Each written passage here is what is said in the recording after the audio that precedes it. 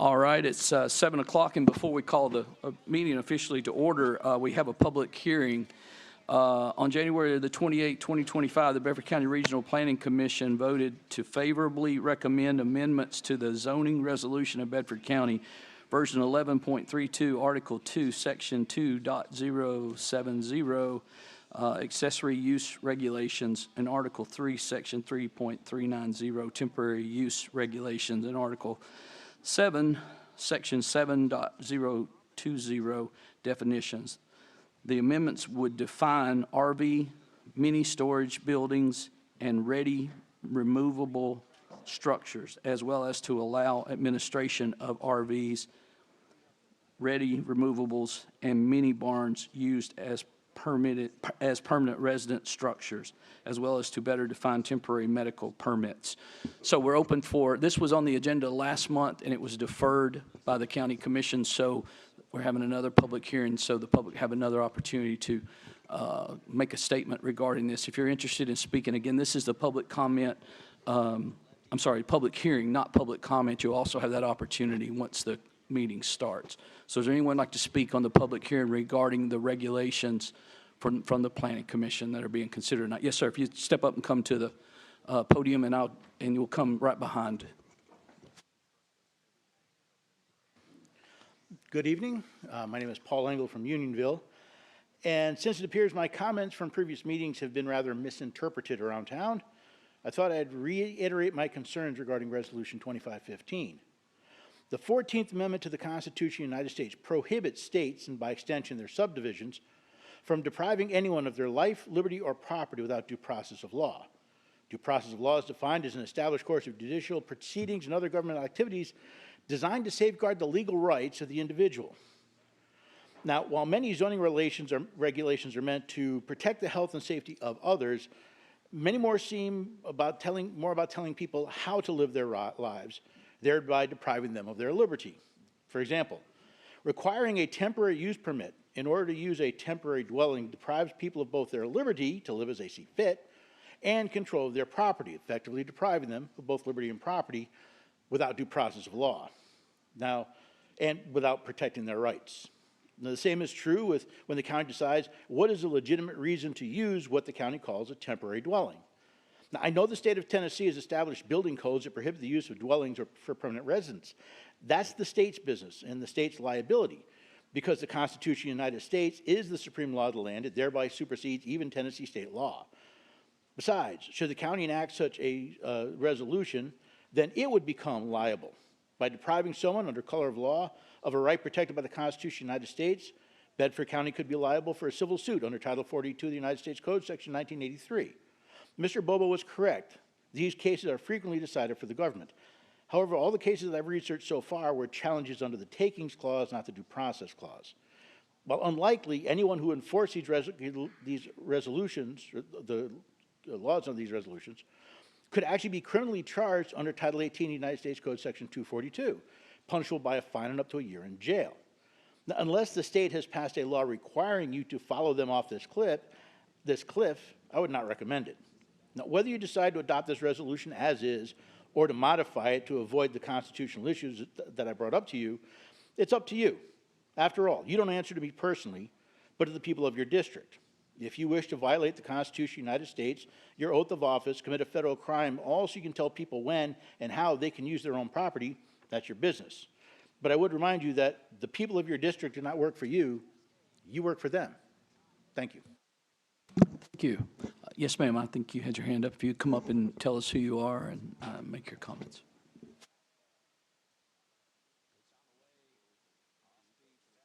There's a button on the mic, and you need to press and hold it while you speak. Okay. You have to keep it pressed. Making this difficult. Nancy Church. I want to speak for me and several of my neighbors. So I spent 3 hours today door knocking, asking how they felt about this resolution, and they were not happy at all. They said they didn't even know, that it was even coming up. So with that being said, I want to say this resolution doesn't just hit middle-class families like mine. We already have a large homeless population, and this could make it even bigger. An elderly neighbor's home burned down. They had no insurance. She's living in a camper. Are you going to take that away from her? I've spoken to many people since I knew that this was coming up, just to get a feel of how they felt, and they were all stonewalled by it, like they had no idea. So, you know, what I want to say is I've spent 23 years working long, hard hours to pay for my property, so my kids can have a small piece to carry on after I'm gone. They've also used my property as a stepping stone in their own lives, because nowadays you can't afford to rent, much less buy a starter home. Therefore, continuing to raise taxes, add more authorities like Bedford County Wastewater Authority, and pile on government overreach is only hurting working class people like myself, my children, and tons of your constituents. They're not rich. You would think if they could afford something better than a camper, they would do that. And it's their property. We live in the county. This isn't a city. So I feel like it's our right as Bedford County citizens to know where our tax dollars are being allocated and what you're doing with them, seeing as how you are concerned what we're doing on our property. Thank you. No problem, thank you. All right, did I miss, yes, please come up and, I'm sorry, I couldn't see very good. Yeah, if you come up and press while you speak, so the mic will stay live. Kim Thomas, Normandy area. I'm here again. I was here last commission meeting and came back. I'm here in support of the resolution. The last commission meeting, I think Commissioner Hooker asked y'all to go and talk to your constituents and see what their feelings were. Well, I have to tell you that, you know, we are all citizens of Bedford County, not just the people that are living in RVs or temporary housing. I'm sure that a number of the homeowners outweigh the number of people living in RVs.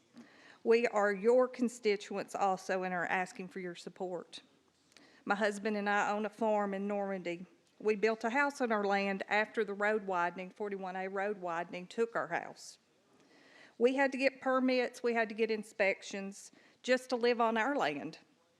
We had to abide by those rules and regulations. I don't have a problem with these rules. What I have a problem with is people living on their land without having to abide by those same rules that homeowners have to follow.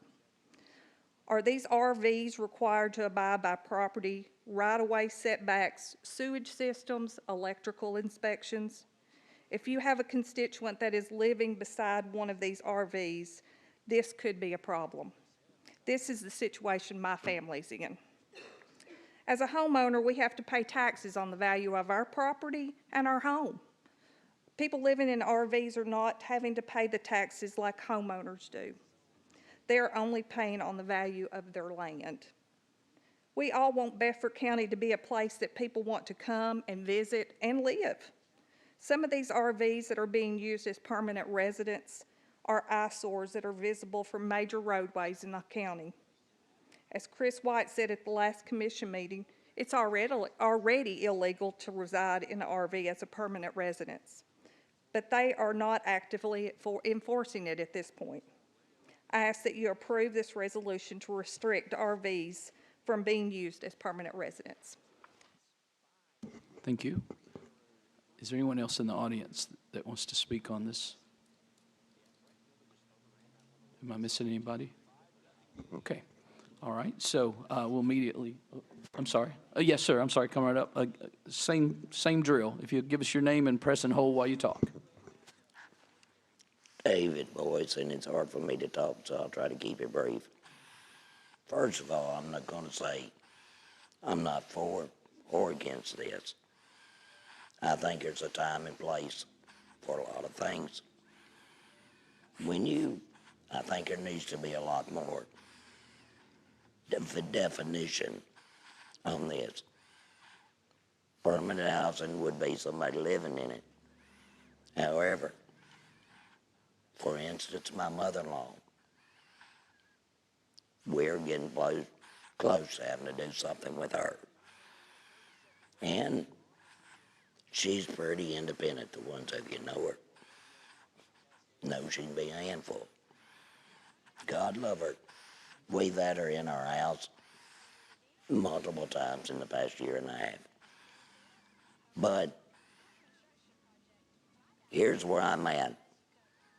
I own my property. I pay my taxes. I buy my permits on whatever I gotta do.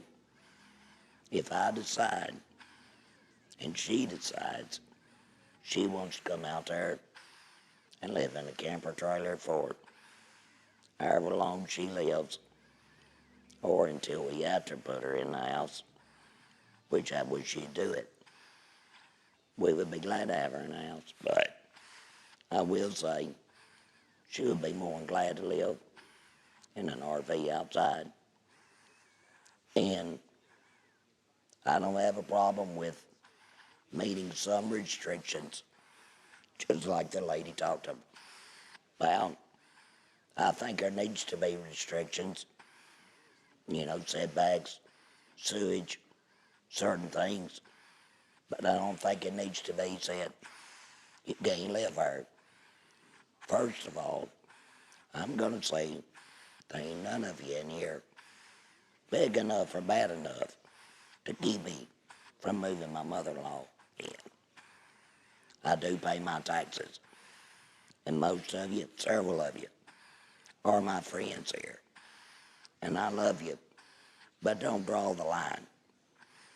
Yeah, I think you need to do a lot more research on this, a lot more studying on this to get a better criteria. Like I said, I'm not for it or against it. I think you need to come up with some better definitions. That's it. Thank you. Yes, sir. If you come up.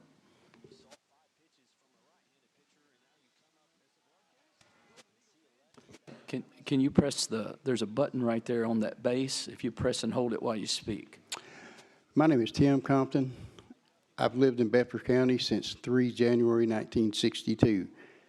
I went to Unionville Community School for 12 years of my life, excuse me. I currently drive a school bus there. I spent 40 years of my life defending the U.S. Constitution wearing the military uniform. And like a previous gentleman said, if we're breaking the laws of the U.S. Constitution, I have heartburn with that, seriously. Now, like David, I have the same mother-in-law. She may very well want to put a camper on my property in Unionville. I own 26.58 acres on Unionville Decent Road. Like David, if I want to put a camper there, I will. I also own about 2 acres on Substation Road. That's probably where my mother-in-law may end up. She may end up in our house. She may end up in a camper.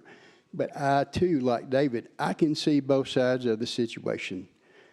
There are mobile homes on my bus route that are junked up with trash that need to be cleaned up.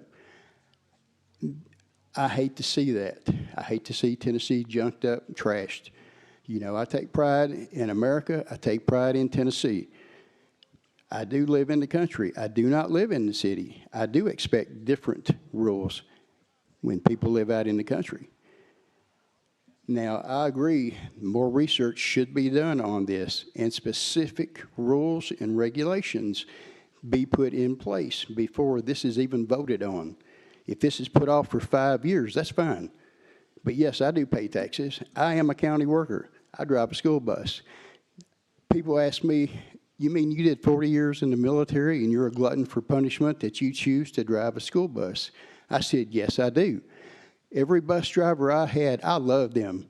They were great people. I try to be a positive influence on my kids on my bus. But that's my bus, and I'll pull that bus over and we'll have a come to Jesus meeting if I need to. But I can do that. I have rules, and I expect them to follow those rules. Maybe not on Fridays, but, that's neither here nor there. But I agree with David. This does not need to be voted on now. It needs to be delayed and then have some kind of rules decided upon. That's all I have. Thank you. All right, thank you. Sorry if I went over 3 minutes. No, you didn't. Is there anyone else? 'Cause I didn't realize the last couple were waiting too. So stand up or raise your hand or something if I'm missing anybody. Okay. You don't see anybody? Okay, all right, well, we're ready to call the meeting to order. If you'll stand, we'll be led in prayer by Commissioner Keith Davis. Almighty God, we thank you for bringing us here together tonight. Lord, we invite your presence to help guide our decisions and our discussions. Father, infuse us with your wisdom and discernment, Lord. May our collective breath be filled with your Holy Spirit as we pour out our gratitude to you alone. Father, we celebrate our community and these friends and these neighbors we have, and we ask you to unite us all together in this shared journey. Open the eyes of our hearts and our minds to truly see every concern tonight. Lord, we pray for our country and our nations and our leaders, and we ask you to heal our land, Father, and reveal your power. Be with us as we leave this place tonight. Take us home safely, and we pray this in your loving and precious name. Amen. Amen. Thank you. If you would join me in the pledge.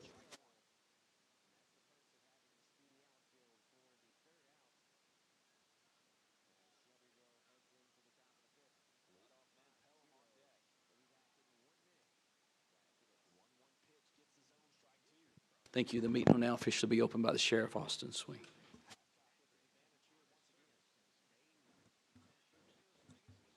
Hear ye, the Bedford County Board of Commissioners is now in session. The Honorable Mayor, Chad Graham, presiding. Thank you. Be seated. All right, so first item would be roll call by County Clerk Donna Thomas. Commissioner Anderson? Here. Commissioner Boutwell? Here. Commissioner Boyette? Here. Commissioner Brothers? Commissioner Davis? Here. Commissioner Epperson? Here. Commissioner Farrer? Commissioner Hooker? Here. Commissioner Johnson? Here. Commissioner Maddox? Here. Commissioner Neely? Here. Commissioner Pinson? Here. Commissioner Smith? Here. Commissioner Adam Thomas? Commissioner Mark Thomas? Here. Commissioner Thompson? Here. Commissioner Vick? Here. Commissioner Yaki? Here. 18 present, 0 absent. All right, first item, somehow in the shuffle, somehow did not get the January 14th, 2025 minutes approved in the February meeting, so we need a motion to approve those. Make a motion to approve. All right, motion second, we're open for discussion. All right, all in favor? Aye. Any opposed? All right, next item is approval of the minutes from the March 11th, 2025 commission meeting. Motion to approve. Second. Okay, motion second, we're open for discussion there. Okay, all in favor? Aye. All right, now we're ready for public comment. So on any other items on the agenda tonight, is there anyone in the audience who would like to speak?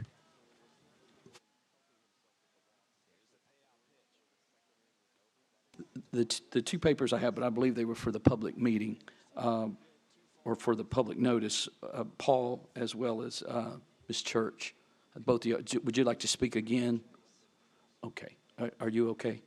Okay, you actually wrote down, so I want to make sure we give them the opportunity. Does anybody else in the audience want to speak on any of the items that are on the agenda tonight?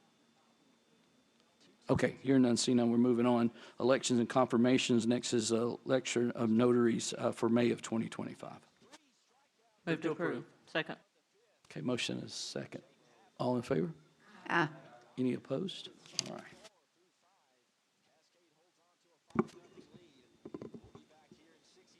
Next is the Bedford County Board of Equalization through Rhonda Clanton's office. The following names have served and we would like to continue to serve: Larry Hasty, Debbie Flippo, Reed Farmer, Joanne Gaunt, and this is a 2-year term.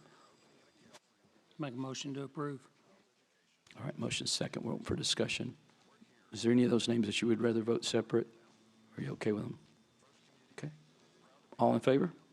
Aye. Any opposed? All right. Interlocal Solid Waste Authority. Now, this is our Mark Clanton is the designee related to that. That is ISWA that we're involved because of solid waste management. Move to approve. Okay, motion second. Comments or questions about that? All in favor? Aye. Any opposed? All right. Presentations, none. Up next, resolutions. Now, this is regarding what the public hearing was. This is Resolution 2515, a resolution to amend Article 2, Section 3.390, temporary use regulation, and Article 567, Article 7, Section 7.020, definitions of the Bedford County zoning resolution, version 11.32. Make a motion against. Second. Okay, so the motion on the floor is against, and there's a second. We're open for discussion.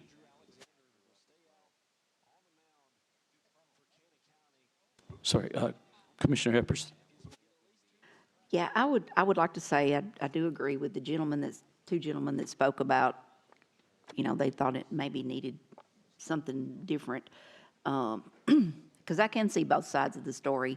We do definitely need, if there's going to be campers or an RV, I mean, somebody may have a $500,000 RV they want to live in, or it may be a pop-up camper, but some of them have a containment where they can contain their sewage, some can't.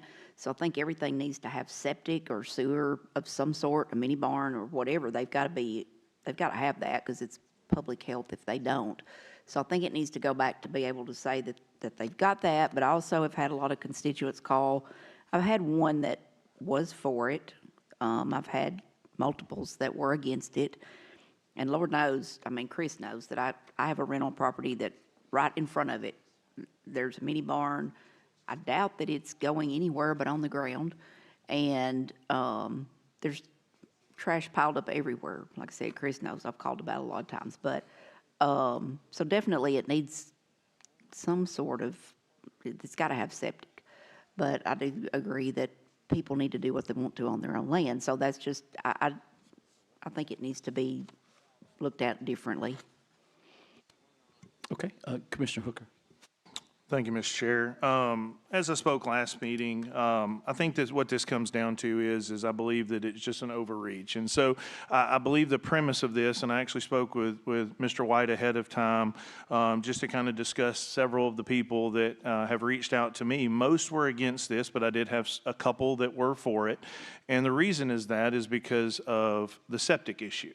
And so again, I believe that there can be some things that we do in our planning, and I appreciate the Planning Commission for working hard on this. But again, we've got to make sure that we kind of keep this in the pocket of what our really authority is, but more importantly, what our constituents want. If it starts to affect our neighbors where they're putting sewage on the ground or they're putting sewage into an unauthorized septic system or things like that, then yes, absolutely, we need to address that because that's health and safety and that's affecting neighbors. But if it's somebody that just wants to put an RV on their property, they're properly taking care of the septic, they're properly taking care of how, anything that's associated with the neighbors, then again, we need to kind of stay out of that. These are our constituents. It's their right. It's their ability to do that. So in the current form, I cannot support it, but I would support a measure of maybe letting the planning, not necessarily infringing on the rights of people willing to live in those RVs. And again, I don't want to dismiss the hard work of planning and the planning department because again, I think the thought process in this was okay. I just think that we went a little bit far with it. And again, we just need to kind of curtail this back, focus on the things that directly affect the neighbors, and understand that as a commission, we have an authority to protect all of our citizens, but also to respect their rights as well. Commissioner Yaki. But all of this doesn't preclude the fact that RVs used as a residence is not allowed by the state of Tennessee. So within our own codes, Chris is elected and he can speak, and he probably should again in case somebody didn't hear something. We're violating our own codes by not enforcing this, and we haven't enforced it because of the major punitiveness that would arrive from doing something so drastic. So an RV cannot be used as a permanent residence, period. Commissioner Tony Smith. Yeah, I've been studying this proposal for several weeks now, and I've talked to several of the voters in my district and 2 more districts. In fact, I talked to 15. 7 were in favor of it. 8 questioned it. So I asked the 8, I asked them a few questions. I said, well, if we allow this to go on without putting a law in place, I said, who's going to send their kids to school? Who's going to serve fire protection for them? Who's going to take care of the law enforcement for them? I said, what do you mean? I said, the county has to provide these services for every citizen.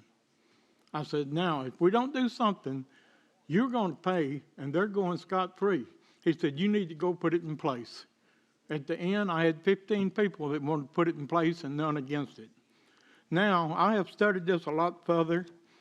I'm going to use my family and my farm to give a little illustration. That way, if I step on somebody's toes, it'll be mine. I have 5 kids. If I allow 5 kids to put an RV on my property, what I am doing, I'm adding 10 to 15 vehicles to use our roads. I'm putting a burden of 5 residents on our fire department. I'm putting a burden of 5 families on our law enforcement. I called the Bedford County school people. I asked them a question. What does it cost to send one child to school, one school year? $9,400. I have 10 grandkids. Folks, that's 90. You take this 94 plus a little from the sheriff, a little from the fire, a little from the county, we're over 100,000.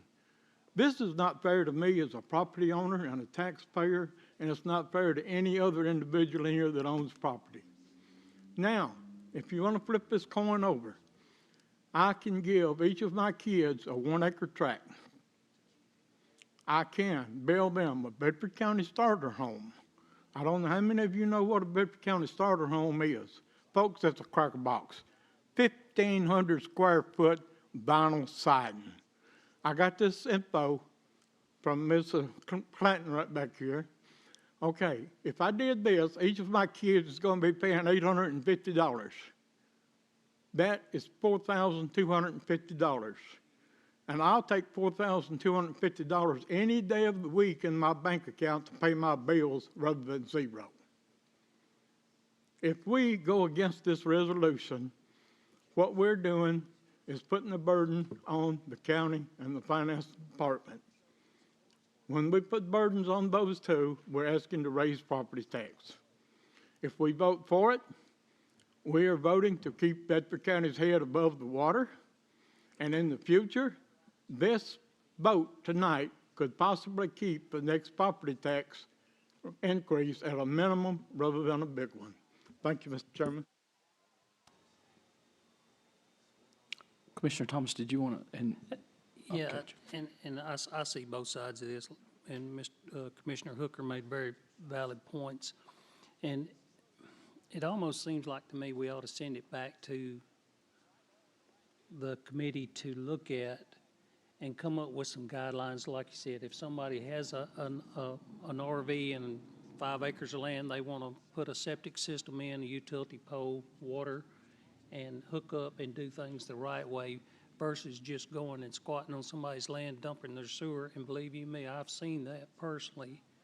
And just doing it, if there was some better ground rules, and I understand what Chris is doing right now, under our codes, it's illegal for anybody to do this, and the only thing we can do is cut their power off, and they have nothing. And I don't know if some of these batteries in their home, and no sewage system. So in saying that, I can understand how people don't have a lot. They're doing what they can to survive. I see both sides of this, but maybe we could send it back to the zone and take a better look at it and say, okay, if you're going to put a camper or RV or whatever it is you want to do, whether it's $100 or a $500,000 one or $1 million one, we got to make sure we do it right. And Chris, I think what Chris is trying to do is give these people that are in this situation now some opportunity to come out versus us just enforcing the codes that we have in place and going out there and cutting their power and giving them no other option. This right here is allowing them to have some options down the road, and Chris and them's office will have the option to work with these people to help better themselves down the road and get their system right. I've heard from a lot of my constituents, and I call it about 5 paragraphs today in a text message, and I'm sure a lot of y'all got that same text message. And he's one of my constituents, and he's in support of this. So, Commissioner Maddox. appreciate the time, Chairman. You know, there've been a lot of good points tonight, and I want to first say thanks to the 5 people that spoke up, came to the podium and spoke up. It takes a lot to do that, and I sincerely appreciate it. You know, just like others have said, I'm also in favor of making sure that, you know, we do have the proper means in place to ensure that sewage is not flowing out onto the ground. And, you know, I believe that we should protect the environment. I think that's extremely important. I also feel strongly that we, as a governing body, shouldn't tell someone how they should live on their land as it pertains to this. You know, speaking for me, you know, I have a family and we live under a roof that doesn't leak over on Coop Road, and I'm thankful for that place. But when I was a kid, I lived in what many are talking about here. And if it weren't for the goodwill of neighbors bringing our family food, I don't know what we would have done at times. So I know what it's like to live that poor. And I just think to myself, who are we as a people that live, most of us, I would assume, live in places that we would consider nicer? I think it's a bad decision for us to support this, that these folks are living the only way that they possibly can. And I'd rather keep those people here in Bedford County than push them out onto the streets in Nashville somewhere. I believe we're really infringing on a property rights issue, just like Mr. Engel talked about. And I also share a lot of the passion that Mr. Boyce talked about. I feel like when you're talking about somebody's land and what they can do on their land, you're treading on some dangerous territory. And I would be one of those that would put myself in that category. So I would challenge all of us tonight to go back to the drawing board. I believe that we proved as a body that we can get together and have a productive workshop, just like we did several months ago. We all came into this room, we sat here and we talked. And I feel like that's what the people deserve. I don't feel like the people deserve us to dictate how they should live on their land. And I'm not going to be one of those. The last thing that I'm going to say, and I was telling someone else about this, another constituent about this yesterday. I said, this is easy for me because my job is to represent the people of this county as it pertains to District 1. But as y'all know, people call across the district lines.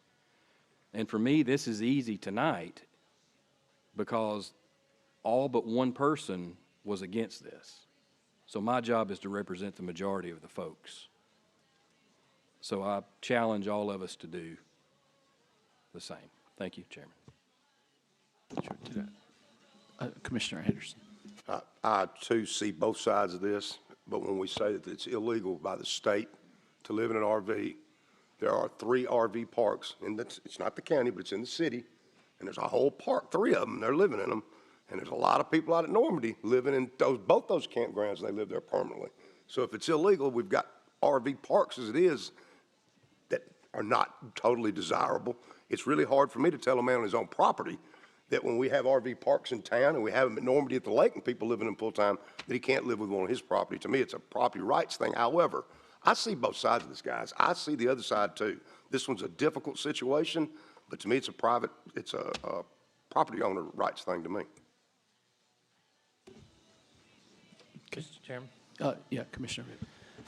Mr. Chairman, this is difficult for all of us to figure out. Rural environment.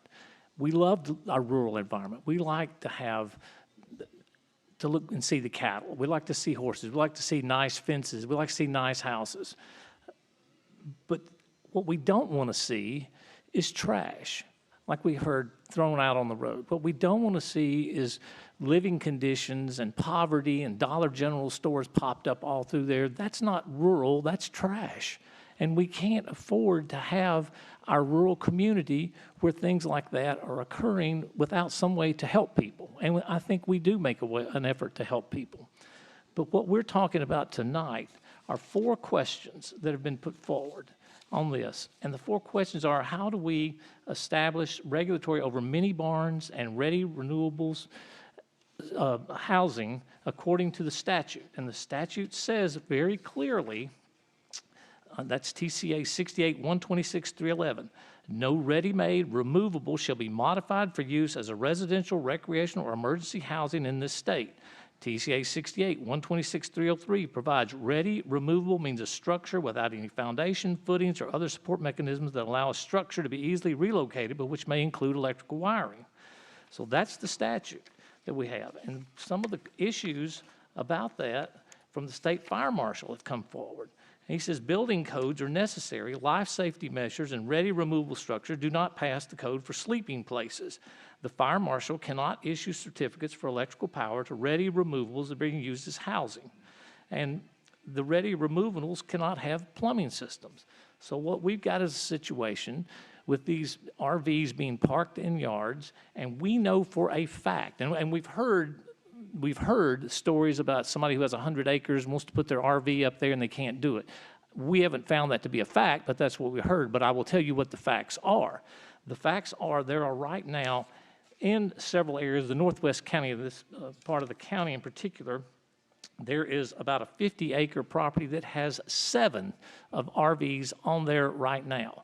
And those 7 RVs are taking turns dumping their waste into the septic system of the house that is there that has a 1-bedroom perk site. So what that's doing is now you're putting a 7-bedroom perk site onto a 7-bedroom capacity into a 1-bedroom perk site. That's going to fail the system, and then it's going to run off in there. It's going to not just pollute the groundwater, but it's going to creep over to the neighbor's property. And then you've devalued the property of somebody who's doing the job that they're supposed to do. That is a fact. The other piece of property has 4 RVs on there. They are not even using the septic tank. They are just dumping it on the ground right there. They have been to the office. They have had discussions in there. We can't have our county be a place of desiring people to move, to look at ways and opportunities to increase value and build wealth for their families through real estate when we have this and we're accepting it. And the state law says we can't accept it. State law says we should change these things. And do we feel compassion for people? Absolutely we do. And there's a way we're trying to work that through. And I think that is what the planning department is trying to accomplish here, is finding a way to work through that. But that's just not an acceptable way. We have 56,000 people in this county. Of that 56,000, about 27,000 individuals own property. Now, they may own multiple properties, but 27,000 people. We have a $1 billion value of property in this county. There are over 400 houses for sale in this county right now. The average price of the house is $350,000. So people who are trying to build wealth, generational wealth for their family through real estate, and an RV park where they're dumping sewage on the ground next to them is going to prohibit them from doing that. People who are trying to farm are going to have this next to where sewage is creeping onto their crops and to their animals that are grazing there. This is not a good situation. I think we need to pass this. I think we've talked about it long enough. I think the language is sufficient that we comply with the statute, and I'm gonna vote that we pass this resolution tonight and would encourage everyone to do so. Thank you. Commissioner Scott Johnson. You know, I do believe this is a very empathetic group here, one way or the other. But and Mr. White, you correct me if I'm wrong. First of all, like Commissioner Hooker, I want to thank the Planning Commission and the Plan's office for doing a lot of hard work on this. What I heard Mr. White say last time, and if you know him, you know how empathetic he is. That's just his nature. We already have the authority to cut power off, to levy fines, to really hurt somebody, and we don't want to do that. What Mr. White talked, and I've seen him already do it with a gentleman in our district that has an RV. He sits down with them, he talks to them, he works out a plan with them, he works out a timetable. That's what he's really asking. Am I correct on this, Mr. White? Yes, sir. I mean, that's how we solve all of our zoning issues, not just this one, but in the 15 years that I've been in this job, I've never wrote a single citation, because what I do is I work with people. And, you know, what I do is I send them a letter, and I don't send them a letter that says you got 15 days to comply. I send them a letter and say you got 30 days to come in here and talk to me, and let's have a conversation about your situation. Then later, of course, if we don't get any cooperation, sometimes we do send obviously a series of different letters depending on the situation. But the very first thing we try to do is get people to communicate with us so that we can communicate what the problem is, and we can come up with a solution, and we work with them. And if they need 6 months, or if they ask for 6 months, I usually give them a year. If they ask for 3 months, I give them 6 months. And then I say, okay, we're going to have a plan, and you're going to talk to me. We're going to talk at least once a month, and I want to see what your progress is. That's how we handle these things. And because we do it this way, haven't found one yet that we couldn't find some resolution with. So yes, that is exactly how we do these things. And so again, like I said the last time, this is a humanity issue. I don't have the jurisdiction on it. The Codes Department doesn't have the ability to do these kind of things. This is exactly what we do in the zoning department, in the planning department, is we solve zoning issues this way. They don't have that capability. And so they have a hammer, and, you know, we have a solution-oriented way of handling these situations. Always have, and as long as I'm there, that's how we do it. Thank you, Mr. White. That's all I have, Mr. Chairman.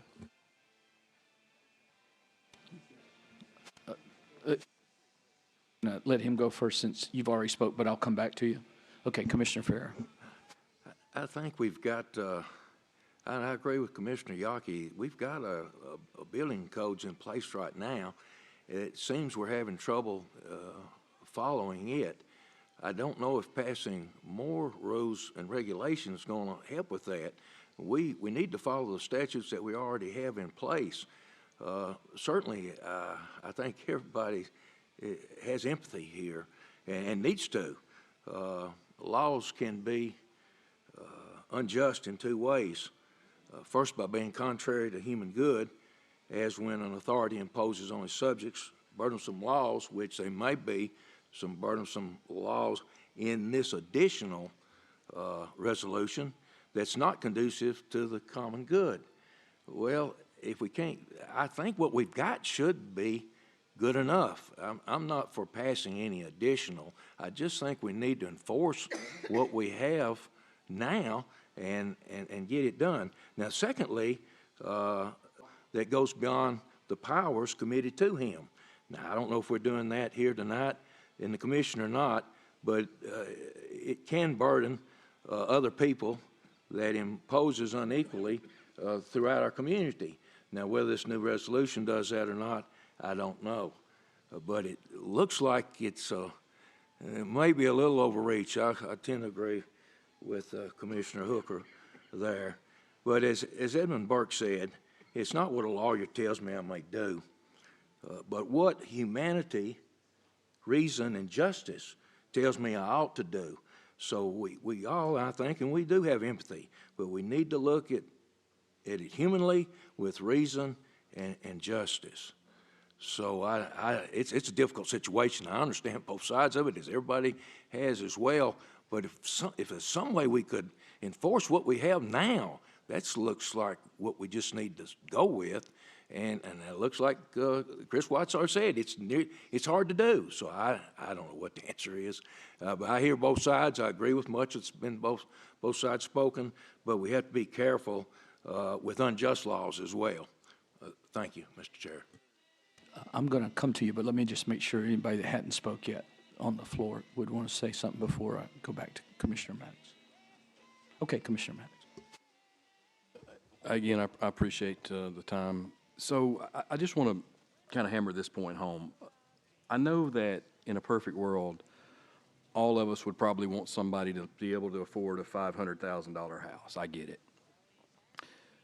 And we talk about, helping these folks get to another level or being able to, helping these people. And I'm going to say for the record, I also acknowledge that Chris White is extremely empathetic and one of the most, when he listens intently. So I admire that about you and appreciate your work.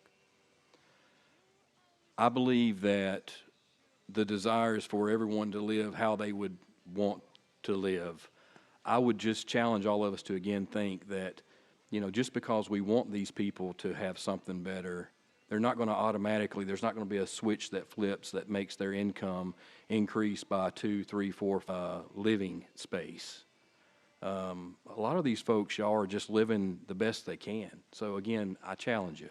Who are we to tell someone how to live on their own land as it pertains to this, other than the sewage issue? Again, I think that we ought to talk about this as a group, put together a work study, whatever it takes, but again, not for this. Commissioner Keith Davis. Let me reiterate, Mr. White, Chris knows I respect him greatly in his position, and he is the most empathetic man, and I truly respect him. But for us that don't know and the ones that are here, is the issue a lack of manpower? Is that the reason it's hard to hold the accountability and enforce these laws? No, I don't think it's manpower. The problem is this. It's not in my jurisdiction, so it's not a subject that I have any jurisdiction over in my department. The jurisdiction lies in the codes department. And so she has two options. She can just take them to court and let the judge sort it out, and then, the judge is just going to follow the law, and we already know what the result's going to be. And then the second thing she can do is she has the power to call Duck River Electric and say, I want you to cut the power off to this place. Well, it's just sort of a situation. It creates a situation where it almost inevitably would result in enforcing the rules differently for different people, because what would happen if she found out that, well, there's an infant that lives in this particular RV, or there's a 80-year-old that needs a medical device that has to be plugged up, and use an electrical outlet in this particular RV. Those are situations that would not be enforced at all. But then there are other people who just say they're just in dire straits, and that's just the only option they have, and they get enforced on. So it automatically creates, because there's just this hammer that she has, it creates a situation where she's uncomfortable to enforce it because it can't be enforced across the board. It's not fair. It would never be fair. So I think that's the real issue there, is it complicates the whole process because what she has in terms of jurisdiction is just not something it's not something you would wield that sort of jurisdiction in that way. Not a fair person wouldn't do it. So it's just really complicated. It's just like you guys are dealing with this. It's pretty complicated to you as well. I mean, you can see that. So you can imagine you have an administrator that works for the mayor, and she has this jurisdiction, and she can't wield it equally. Well, then, it's just one of those things you just don't want to do. It's just as an administrator, I can tell you that's the role I'm in. If I'm going to enforce something, I want to enforce it for everybody. That's what's fair. But this is something that you just can't do. There's just no way you can do it. What are the steps laid out, as Commissioner Vick said, maybe these 8 to 12 people? How do citizens go about complaining about this issue or addressing this issue with codes and yourself? Is there something laid out to do that?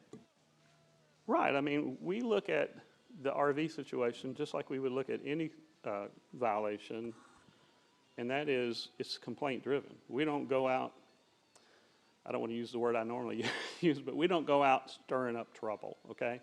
That's not what we do. We have so much to do already that we operate on a complaint basis. So if somebody complains about it, then we investigate it. If no one's complaining about it, then, we might notice it or even see it ourselves, but we don't really address it, because I can't necessarily look at an RV just driving down the road. I can't tell you if somebody's living in it or if it's just sitting there parked. There's no rule that somebody can't own one and park it in their yard or park it on their property. So The other thing is there are hunters and whatnot that own them, and they park them out in their 100-acre lot or whatever, and they just use them temporarily. They come in and they stay and they camp and whatever, then they go home after they get done hunting. So just because I drive by and see one, you know, that's not, we don't just send letters like that. We only send letters and talk to people about things that we know from the complaint. And so that's one of the reasons why we do that. The other reason why we do it is just I don't have enough people to go around and just stirring up trouble. You know, that's just not what we do. But everything's complaint driven in our, both in the codes department and our department. So. Next, Mayor, may I ask one question of Mr. White while he's here? Okay, and then Commissioner Boutwell had his hand up, so go ahead. My question to Director White, explain to us why it is you want this amendment to pass. What it is, what's the purpose of it that could help satisfy some of the reluctancy we have here? Well, I mean, this resolution is actually, if you notice, it's actually paired with two other resolutions. So, you know, it's difficult to keep our zoning resolution consistent with the way people use property these days, because it changes all the time. So there's always something happening in the world that creates something that we never thought of, and so there's no rule for that, or there's no, and the thing is, a lot of people think the more rules you have in zoning, the less things that people can do, but it's just the opposite. We create these rules so people can do things only with some limitations and some boundaries, just like you want your children to have boundaries. Well, the same thing.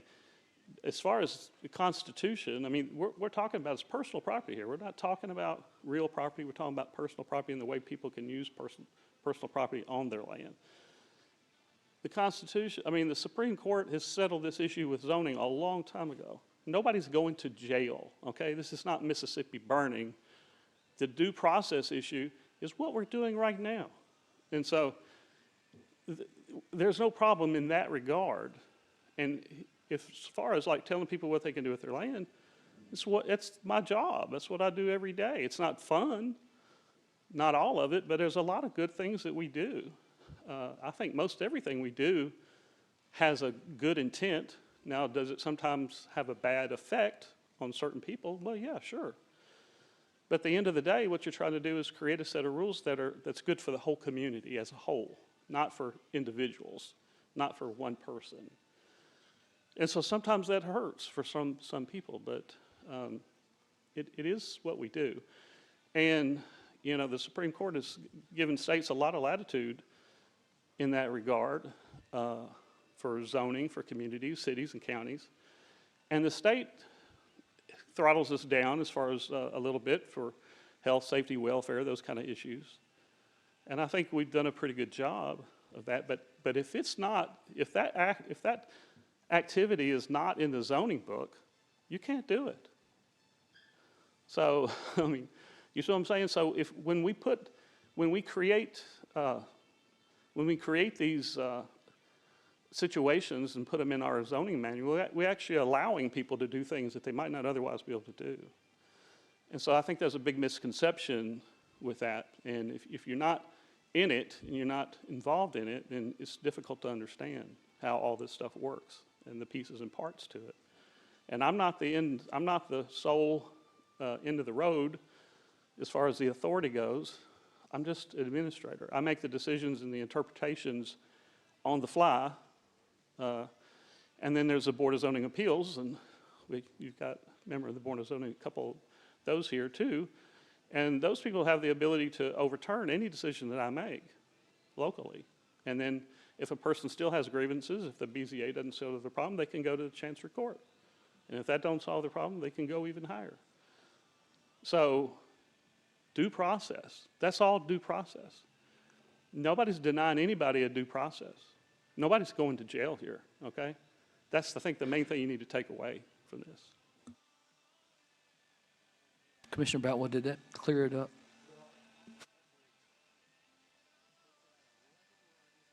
Just to reiterate, we have this resolution. Specifically, what does this resolution accomplish in light of what you're saying? What this resolution does is it Doesn't take away the codes department authority. They still have that same authority. We're not eliminating that. What it does is it puts some jurisdiction in my department where we do have that flexibility, because that is how we resolve zoning issues, is we manage them. We manage people through them. So I've said it before, we just try to put the humanity into it. It actually creates a lot more work for me, I'll be honest. This is not, nobody's doing a power grab here. I can promise you, this is not a power that I want to have. This is, in my mind, this is the right thing to do. Now, if you guys come to the conclusion that it needs to be tweaked or whatever, and you want to send it back to the Planning Commission, I'm happy to come up with some ideas and put forth to the Planning Commission and see if we can find a way to resolve it. Now, here's the problem I think you're going to run into, and maybe John T. could weigh in on this. But if the Planning Commission comes up with a rule that usurps the law, and then you guys end up passing it, I don't know how we do that. If you say that, I mean, I did talk to Commissioner Hooker earlier, and we talked about this, and it's not personal to me. I'm not going to go home and cry if you guys don't pass it, I promise you. But I do think it's the right thing to do. But if we go back and we say, okay, you can do it unless you're putting sewage out on the ground. Well, that all sounds great, but at the end of the day, you have to think about how that affects the jurisdiction that the Codes Department has in the state law. I don't know that we really want to pass something that is contrary to law. So I think it would require a lot of study on how we would move and go about doing that. But I'm not opposed to attempting to try to do that. I think it's important enough that to put the time in it if that's what we need to do, honestly. So it's just what you guys decide to do. I'm fine with it. Commissioner Hooker.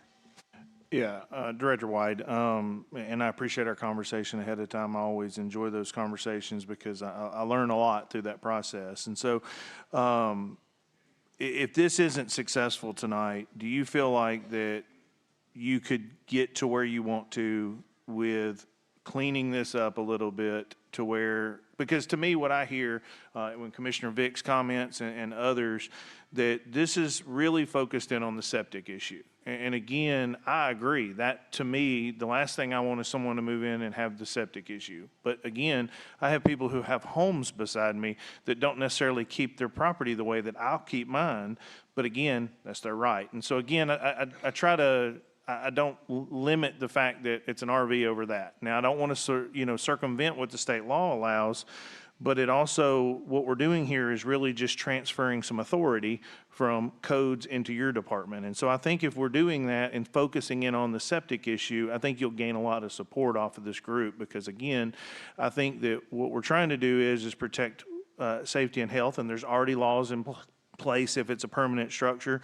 So again, we're just kind of duplicating that. So I think that if this is not successful tonight, I would like to see it go back and really focus in on allowing your authority to be able to focus in on the septic issue, and then allowing codes to handle whatever the state allows them to do. And again, that slows down some of this multi-layer process. And so again, I appreciate you for all your hard work in the Planning Commission. I just think that we just need to maybe simplify it a little bit and focus on the main issue.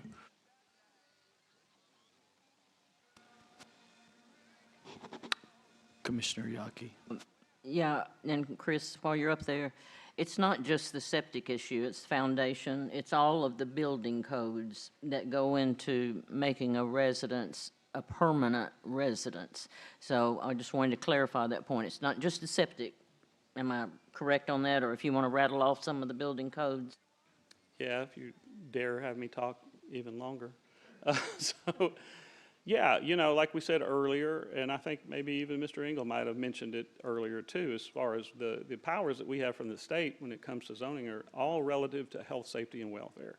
It's the same with the codes department. It's the same with literally every law that we have that's local. That's the power that we have, and because it's for the greater good. And so everything we do, we look at through that lens. As far as the reason why it is a code violation is because of the safety issue, health and safety. Because the same reason why if you were to put a single wide trailer there, you'd have to have, a set of steps that meet you'd have to have the tread height or riser height and tread depths that the state says you have to have that you guys have passed. The reason why you've got, when you try to get to a bedroom situation, if it's in a loft and it's a ladder, it's a code violation. I don't know of an RV that's ever been made that would meet the minimum code standard, which is all about health and safety. Try to get people in and out of them. Like we talked earlier, okay, my 85-year-old grandmother is going to come stay in my RV in the backyard and have to get up those little steps and, have to navigate a tiny little bathroom. That's not really realistic. It's unsafe and it's not healthy for an elderly person to live in that type of environment. So, it's not just I don't want you to leave here thinking that it's just septic. It's health and safety as well. Okay, are we ready to vote? Now, the motion on the floor was to reject it, and there was a second to that. So if you vote yes, your vote would be to reject it, to cancel it, or to not go forward with it. If you vote no, it would be to adopt it as presented. Is that? Now, we can flip how we're voting if you want it yes to be yes and no to be no, but because of the motion was to table it or kill it. Yeah, I think we keep it simple, and a yes vote is against this document. A no vote is to adopt it, because that's how the motion came forward. Yeah, and everybody understand how you're voting or what you're voting on? Okay, so when your name's called, yes would be to not adopt it. No would be to adopt it because of the way the motion came across, okay? So everybody understand that? So yes is no and no is yes. All right, when your name's called, vote for or against. Commissioner Yaki, No. Commissioner Vick, No. Commissioner Thompson, Yes. Commissioner Mark Thomas, No. Commissioner Adam Thomas, Commissioner Smith, No. Commissioner Davis, Yes. Commissioner Pinson, Commissioner Neely, Yes. Commissioner Maddox, Yes. Commissioner Johnson, No. Commissioner Hooker, Yes. Commissioner Farrer, Yes. Commissioner Epperson, Yes. Commissioner Brothers, No. Commissioner Boyette, Yes. Commissioner Boutwell, No. Commissioner Anderson. Yes. Does anyone wish to change your vote? 10 ayes, 8 noes.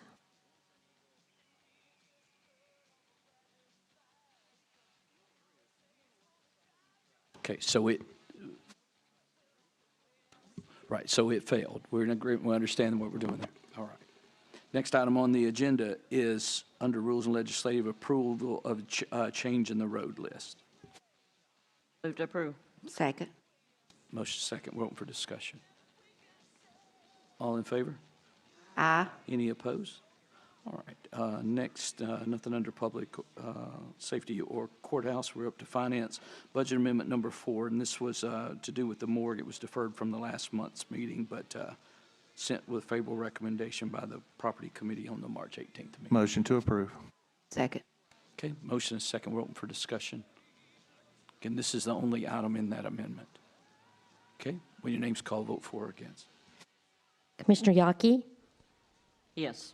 Commissioner Vick, Yes. Commissioner Thompson, Yes. Commissioner Mark Thomas, Yes. Commissioner Adam Thomas, Commissioner Smith, Yeah. Commissioner Davis, Yes. Commissioner Pinson, Commissioner Neely, Yes. Commissioner Maddox, Yes. Commissioner Johnson, Yes. Commissioner Hooker, Yes. Commissioner Farrer, Aye. Commissioner Epperson, Yes. Commissioner Brothers, Yes. Commissioner Boyette, Yes. Commissioner Boutwell, Yes. Commissioner Anderson. Yes. Does anyone wish to change your vote?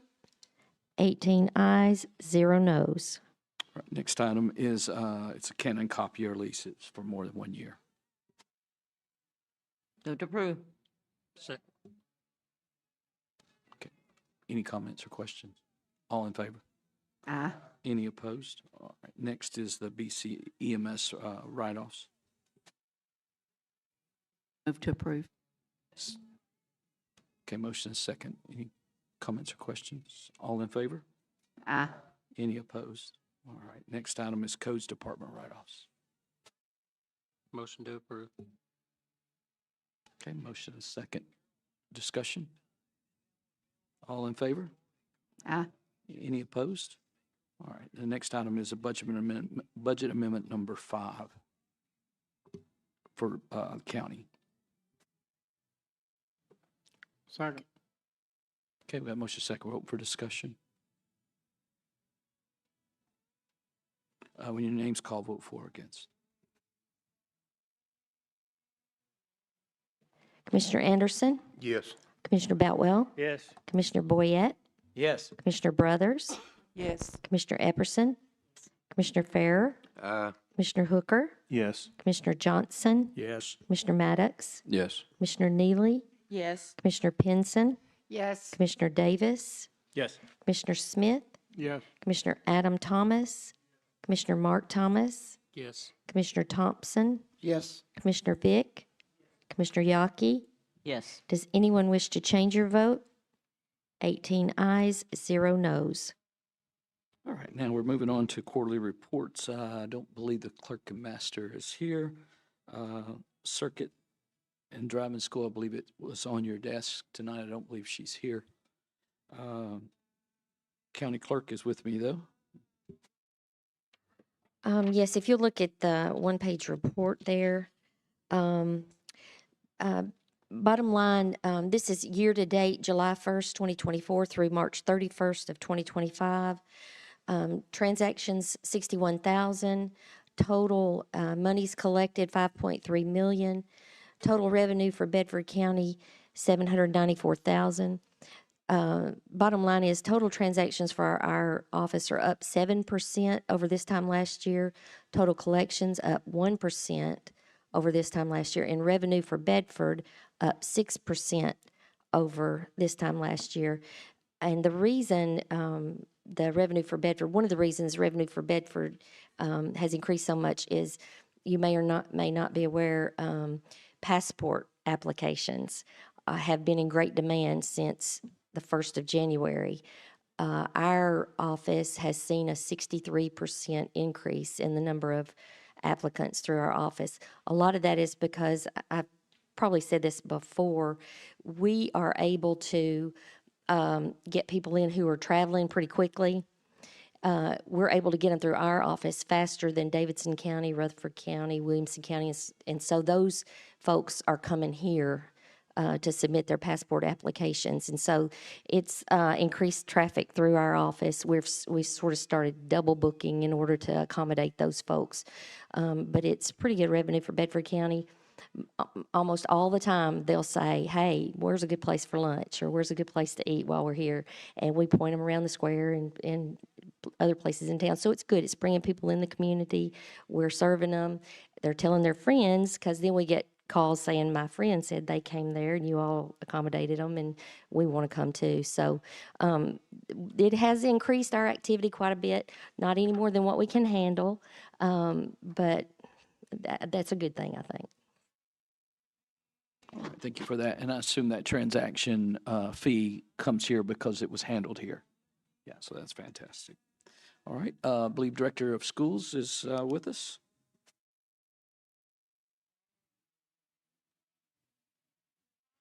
Good evening. Thank you for having me. I can't believe that TCAP starts on Monday, so we are finishing up another school year. Also, we are in the middle of developing our budget. We had our first budget work session last week. We will have our second budget work session on April the 24th. And so we hope to be able to vote on that at our May board meeting and bring that to you after. On our federal funds, I know a lot of folks have had questions on that. On our Title I, we received word this week that we will still get our Title I funding, but it will be reduced by $565,000. And then our Title II for next year will be reduced $70,000. Our TISA dollars, that is our state funding, They increased our base on that, and what we should receive is about $3 million extra new dollars for next year. That should cover our raises for our certified and our classified. If you recall, the state law requires that our minimum teacher salary be at $50,000 by 2026. So what we need to do this year is 4.5% to get there, and next year it will be a little under 4.5%. As you know, when we raise that minimum salary, all of our other steps and years of experience will increase as well. So that would be the minimum, and everyone else would increase as well. Also, our graduations are coming up. Hopefully, some of you can attend those. Shelbyville Central will be May the 20th. Cascade High School will be May 22nd.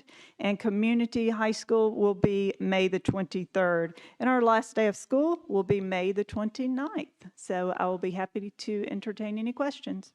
Commissioner Hooker. Thank you for being here. Just a question, as we're starting to hear a lot of things coming out of Washington with changes with the federal Department of Education.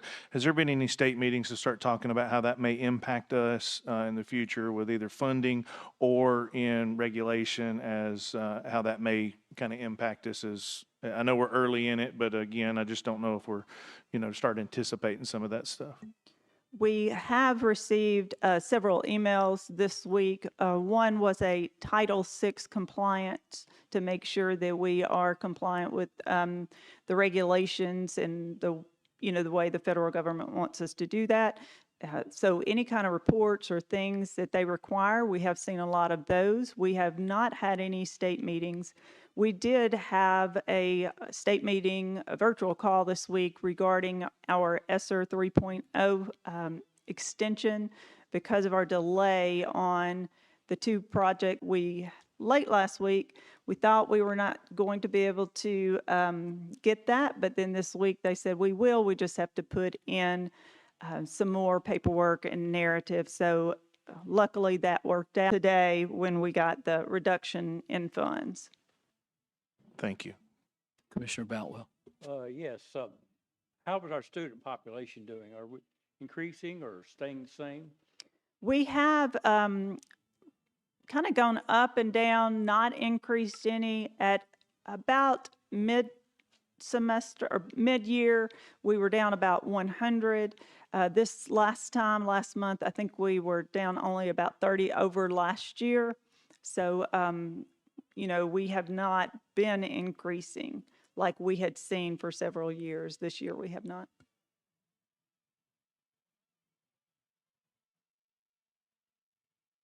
Okay, thank you so much. The election office, I believe they had something in your packet for you.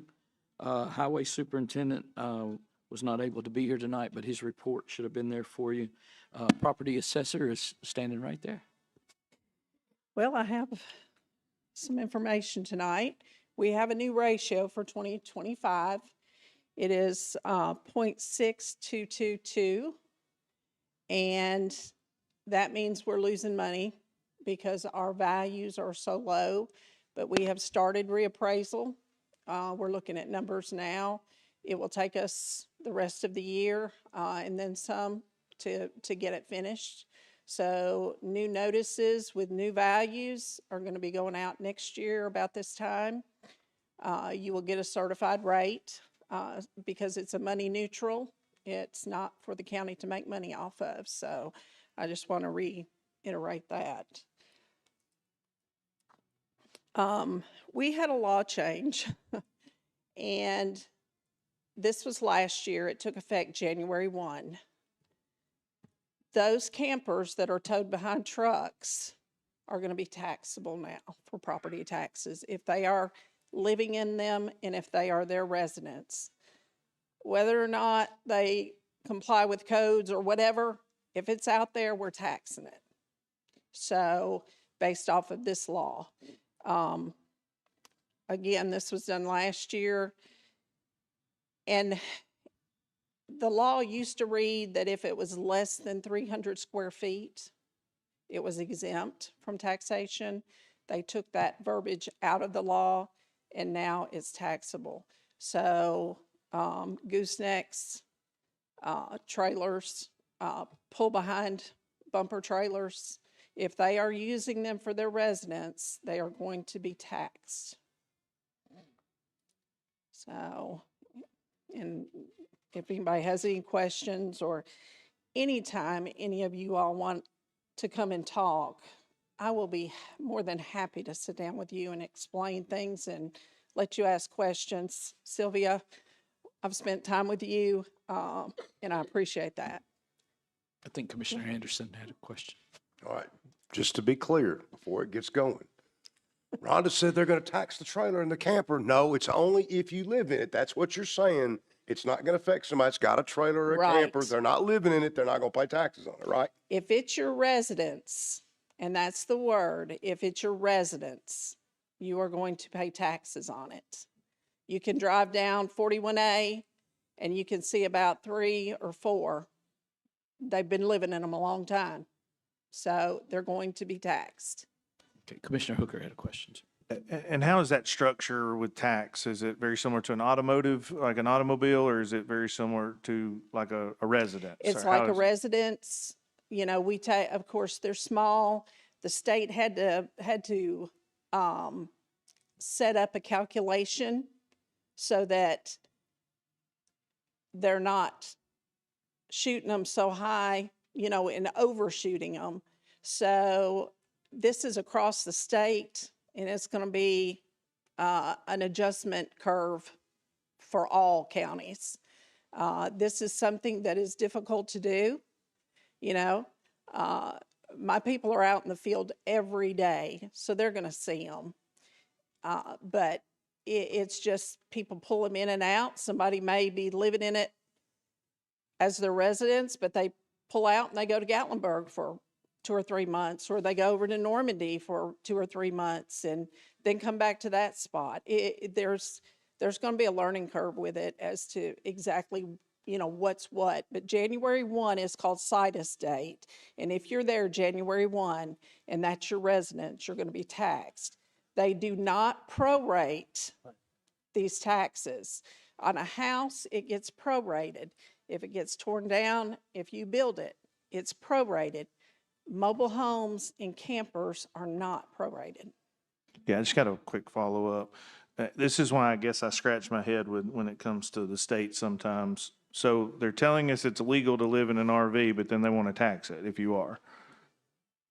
You know, and this law didn't have anything to do with that, you know. But do you see where I'm headed with Oh, that? I Because do. it confuses me. I do, and I'm sitting over there thinking, you know, I got to get up there and I got to say, I got to say this, you know. But it honestly has nothing to do with what zoning. And taxation and zoning don't always go hand in hand. If something is zoned commercial, it might be taxed residentially. It's the use of that property. So there's a lot of, I work close with Chris and Blake and Amy. You know, we try to help people. We're there to try to educate them and help them to understand. But sometimes the law's the law. And I don't put my head out on the chopping block for nobody.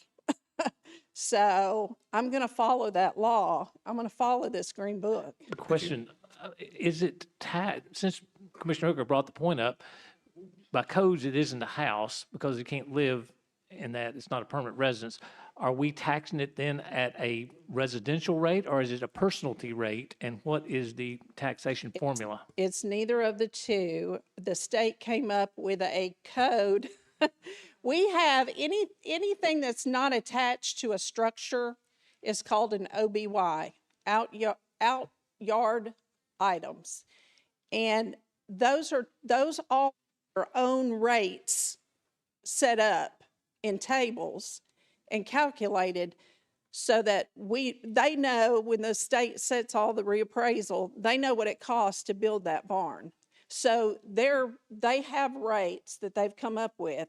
Now, is it going to be good for everybody? No, you're going to have to adjust some. And we can certainly do that within those limits. So if you do send them a tax notice, an appraisal notice and a tax notice, you're going to do that, assume by mail.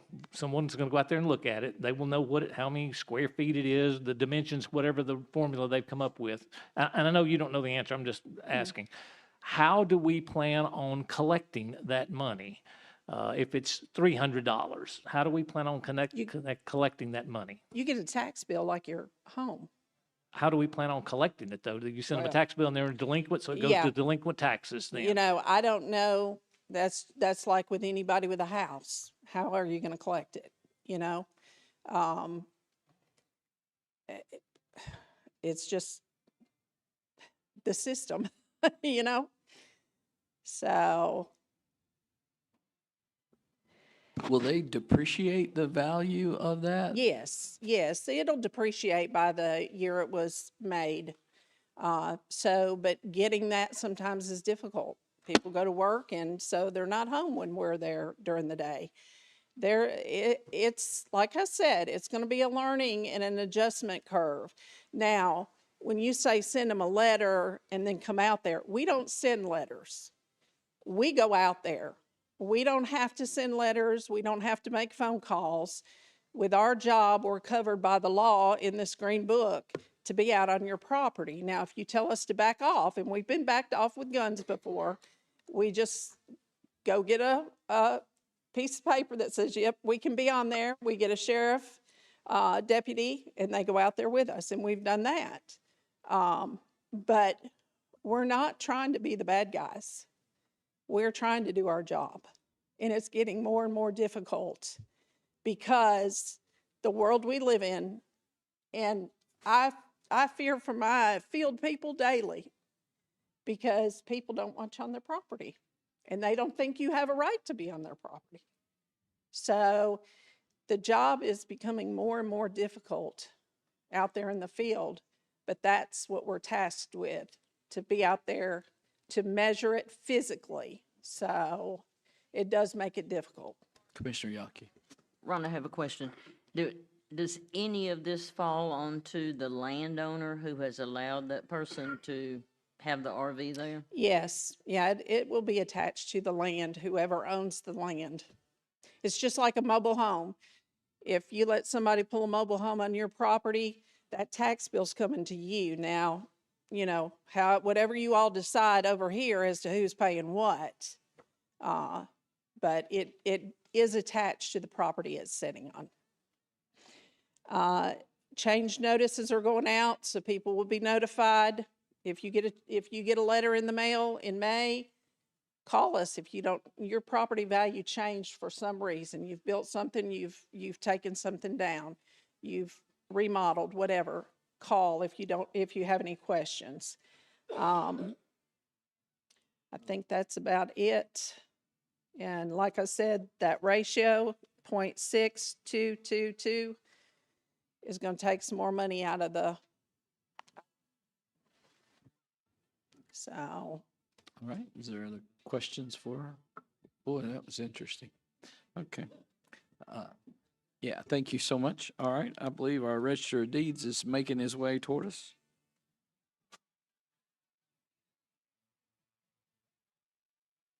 I heard some whispers in the back, said make it short.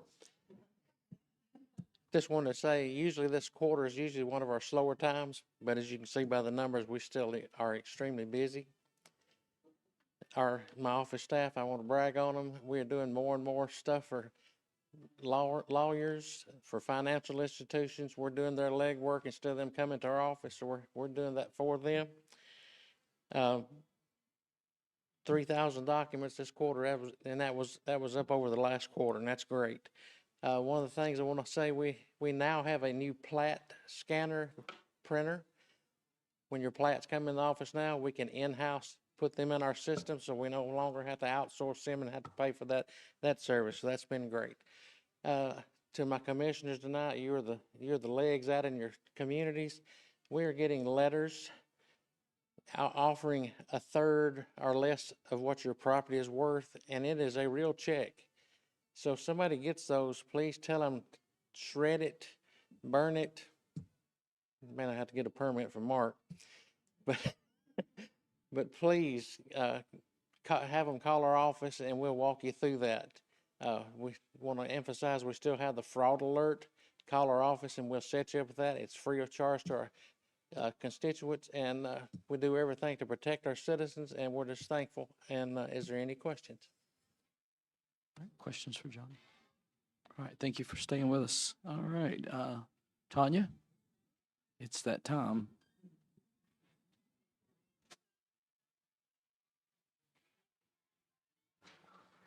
Well, since I'm the last one, and I hate to inform you that this report's going to be about 30 minutes. I'm sorry. If they'd put me first, we could. No. Okay, 3 minutes. Don't put the timer on. I'll have to talk too fast. No, it's. I am briefly going to go through this. We do have 3 more months into our year end, and of course, we always start with that financial balance sheet, and of course, at the end of the year end, there will be a detailed trustee report. I do want to touch base on the taxes, current and prior. I'm going to just make it short by saying that looking at always, I love those comparisons. I love going back and seeing where we're at, even down to the month, the dollar. We are in line to date. The current collection figures are aligned with to me, the projected figures for our period to date. Collection in line with our projection. I know this is budget time and crunching those numbers and just seeing, how we can pull it together for our public. But I can tell you that it is in line with the projections, and I know 40% of the budget is property collection. We're on track as anticipated and very consistent with this period because, like I said, we have 3 more months of collection left and in line with the budget for the period to date. That's going to just briefly cover the property, current and prior. We did turn over less this year. Working out of 2 banks, 2 softwares that we just went a week ago. I had a separate report because I really wanted to go on with a third party vendor for the personal property collection. The report, we are actually collecting back until that drops at 10 years, but we've got some really good numbers of even collecting back to 2012 taxes. It's been very successful. There's been quite a bit of revenue. I've actually working on a spreadsheet to break it down. You know how I am about the detailed of everything, where it starts, where it's at, what's pending. So you're going to get that for the year end. I'm going to go on to the LG main account. Hit a number at, okay. Looking back of last year, 22, 23, we are this year, 49,930, so we're well over 2 million more. And right now, like I said, we still have those 3 months left, but the projection is certainly going to be over because we're already at over $3 million on that main account with the interest bearing. And then with the, and there was something else real briefly on that before I forget. We have, and working very closely with finance department because we're joined at the hip in all these different accounts. We have opened an investment account, and I did mention, and I said it so fast last time I might have confused a few, that this is not, in this investment account, there was an option 1, option 2. The 2 was the account, or what we've gone with is called a insured sweep, cash sweep account, because we are gaining more interest.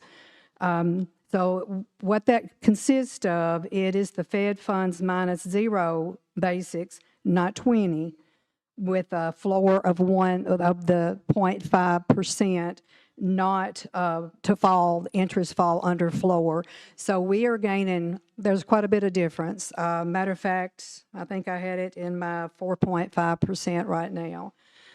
We do follow very closely the LGIP, and there is, as you'll see, the number that is in that account. We follow that along. I have just moved some money into the other account, but we're following those interest rates very closely, and it's an everyday thing for me. Every day I look at it. So Do you sweep every day on the? constant. It never stops. And it'll, at midnight, that's when it'll go into the account. I had it in my main account, and it was a nightmare because we sweep everything, ACHs, transfers, constant. And they start with a zero statement. So we moved it to, we opened that account for an investment account. You're in the future going to see that account also, because I realize that property taxes, this interest, average earning rate, how all this plays in with the budget and being able to keep that tax rate down. So I'm going to move on to the opioid account.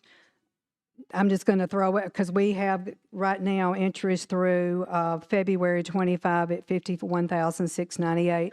And that is an account that there's two separate ways that goes about with that abatement funds and then the settlement funds. That's that brown Greer. So, and anybody wants to me go in more detail, I'm trying not to make 30 minutes out of this. It is very intense, detailed, but if you ever want to see how we're getting those numbers and breaking that out and what we're gaining from it, you've got the mixed drink, City of Shelbyville, of course, that 50% portion, you've got that in there.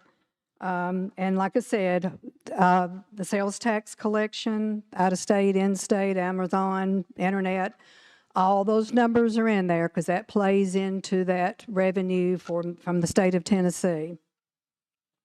Tax relief, the deadline was April the 5th.